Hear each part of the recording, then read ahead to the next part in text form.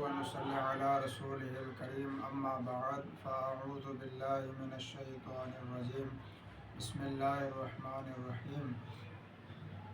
سامعین محترم، آج ہم انشاءاللہ تعالی نبی پاک علیہ الصلوۃ والسلام کے معجزات کے متعلق کچھ معروضات اور احادیث مبارکہ پیش کریں گے۔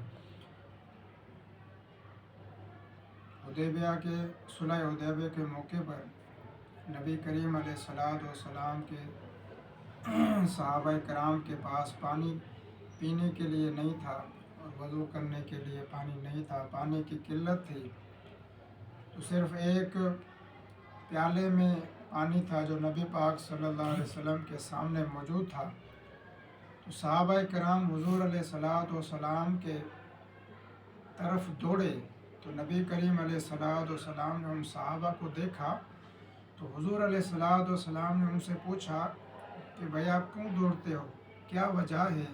تو صحابہ کرام نے عرض کی، یا رسول اللہ صلی اللہ علیہ وسلم، ہمارے پاس پینے کے لیے پانی نہیں ہے، وضو کرنے کے لیے پانی نہیں ہے۔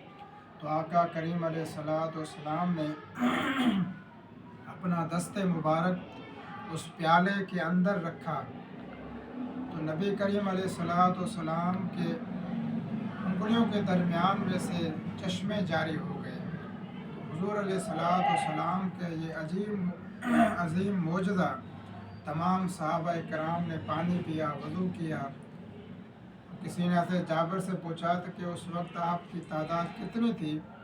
تو آپ نے کہا کہ اگر ہم 1,00,000 بھی ہوتے تب بھی وہ پانی کافی ہو جاتا ہے، لیکن ہماری تعداد اس وقت تھی 1500۔